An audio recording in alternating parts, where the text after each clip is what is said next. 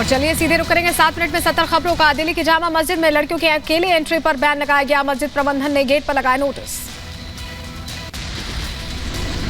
जामा मस्जिद के प्रबंधक के फैसले पर दिल्ली महिला आयोग की अध्यक्ष स्वाति मालीवाल ने मस्जिद के इमाम को जारी किया नोटिस, ट्वीट कर दी जानकारी।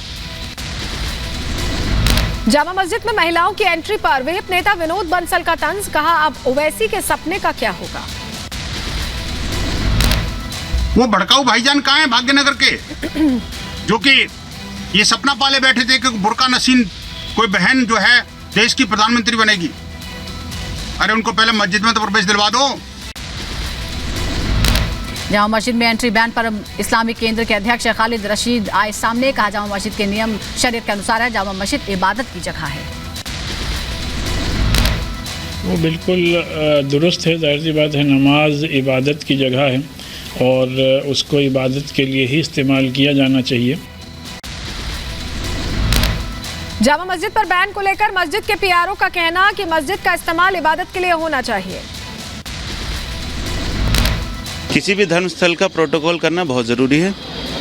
हमारा पाबंदी लगाने का यही मकसद है कि मस्जिद इबादत के लिए है और उसका इस्तेमाल सिर्फ इबादत के लिए किया जाए। जामा मस्जिद पर लड़कियों की एंट्री बैन पर आचार्य शैलेश तिवारी ने कहा, इसी से पता चलता है कि इस्लाम लड़के लड़कियों में करता है फर्क, सनातन महिलाओं को मानता है देवी स्वरूप।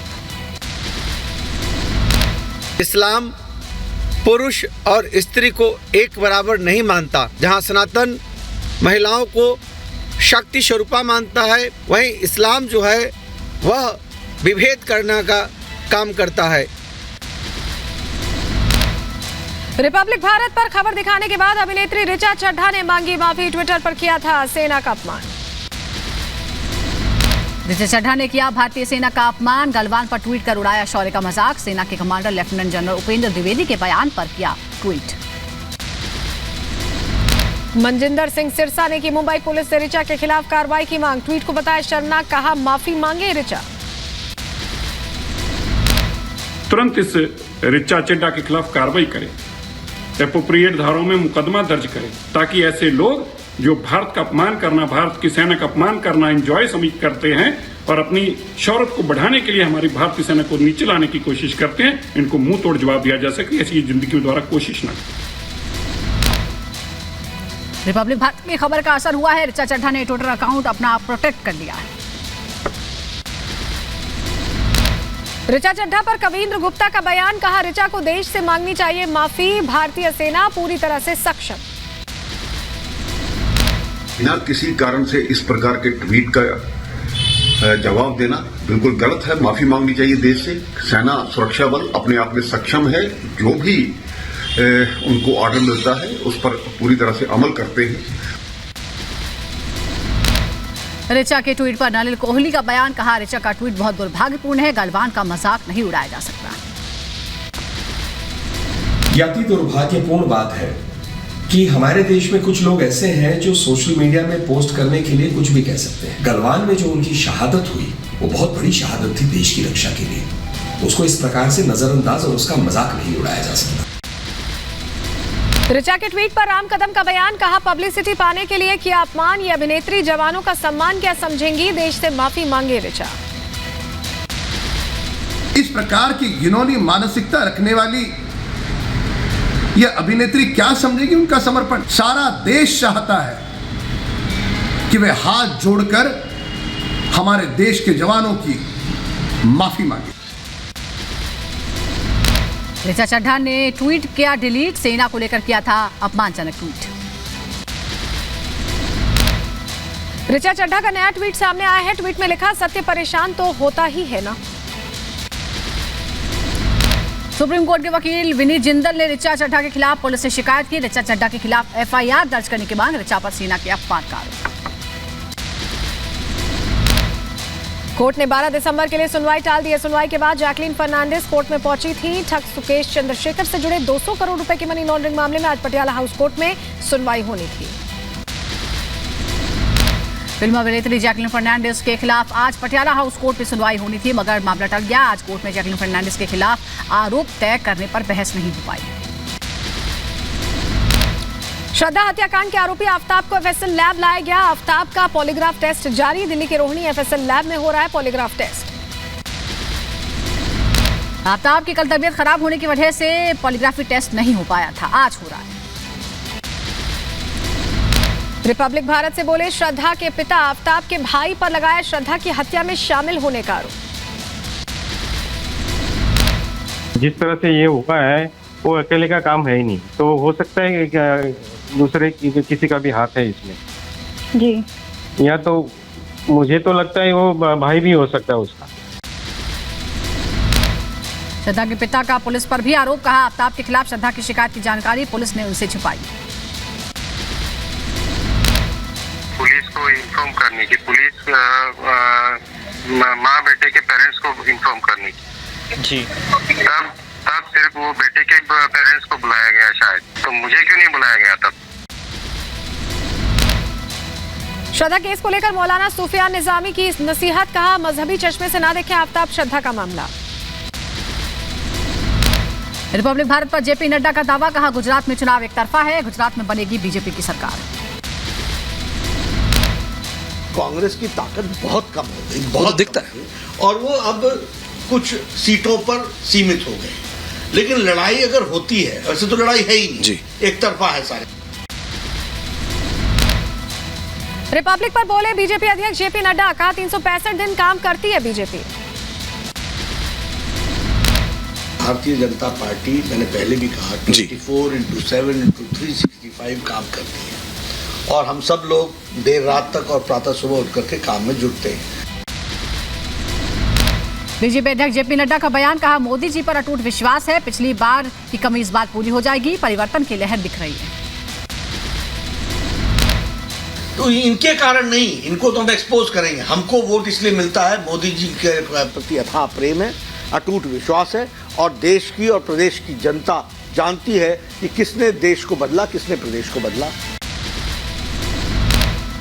सत्येंद्र जैन को लेकर बीजेपी अध्यक्ष का आप पर हमला। रिपब्लिक भारत पर बोले जेपी नड्डा। कहा उनकी पार्टी के नेता जेल में बैठे हैं, आज ब्रेकफास्ट कर रहे हैं, कल मसाज करा रहे थे। केजरीवाल को झूठ बोलने के लिए गोल्ड मेडल देना चाहिए। ये गोल्ड मेडल देना चाहिए उनको झूठ बोलने के लिए। मैं पार्टी नहीं बनाऊंगा, पार्टी बनाई। मैं चुनाव नहीं लड़ूंगा, चुनाव लड़ा।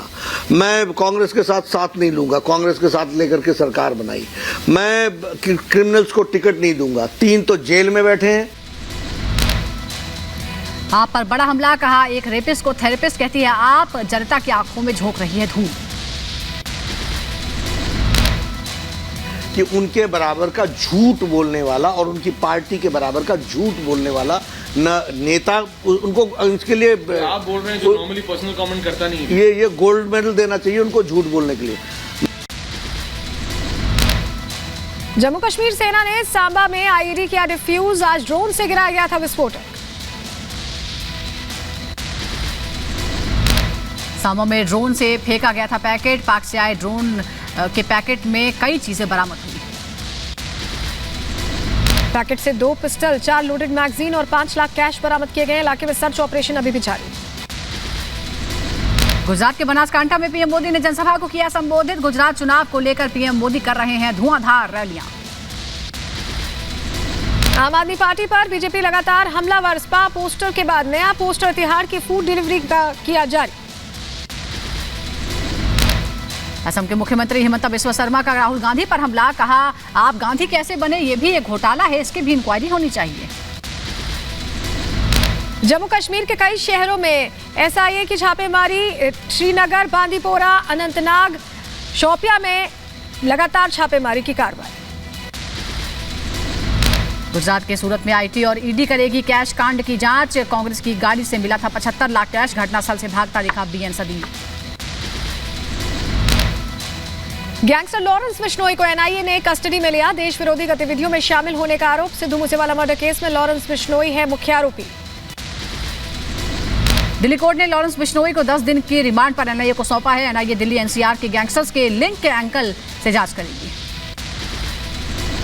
एमपी के बालाघाट में सीआरपीएफ के जवानों को मिली सफलता। नक्सलियों की साजिश की नाकाम। जमीन के अंदर से विस्फोटक किया बरामद। किसी बड़ी वारदात को अंजाम देने की फिराक में थे नक्सली। पाकिस्तान के नए सेना प्रमुख का ऐलान, असीम मुनीर होंगे नए सेना प्रमुख। खुफिया एजेंसी ISI में काम कर चुके हैं असीम।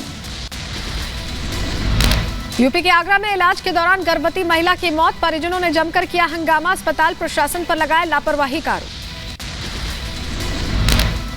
यूपी के फतेहपुर में भी जबरन धर्मांतरण का कारोबार चल रहा है। पुलिस को लालच देकर धर्मांतरण की 2 शिकायतें मिली हैं। पुलिस ने मामले की जांच शुरू कर दी है।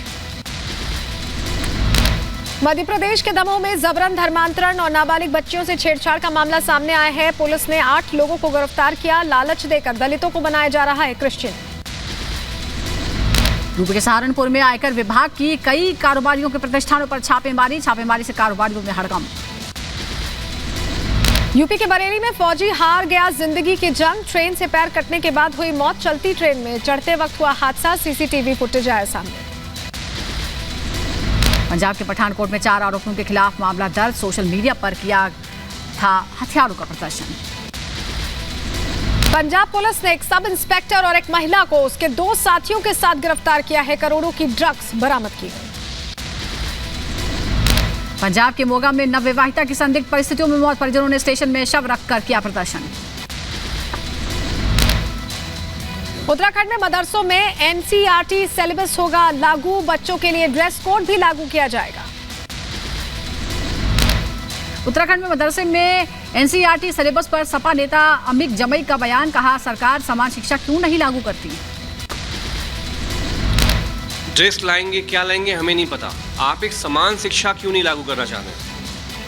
संस्कृत बोर्ड, मदरसा बोर्ड, ये एक अलग जो हमारा जो एजुकेशन सेटअप का एक राइट्स है उसके मुताबिक बनते हैं। प्रदूषण की स्थिति में हुआ कुछ सुधार, हवा की क्वालिटी में हुई बेहतरी। AQI लेवल 173 पहुंचा दिल्ली की हवा। यूपी के ग्रेटर नोएडा में हाईवे पर डीजल चोरों का आतंक, पुलिस की घेरेबंदी के बाद भी डस्टर गाड़ी छोड़कर फरार हुए।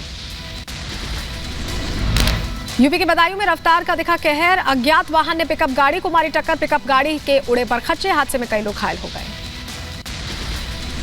जम्मू कश्मीर के पुंछ में घरेलू सिलेंडर में हुआ ब्लास्ट, हादसे में एक युवती समेत 3 साल के मासूम की मौत।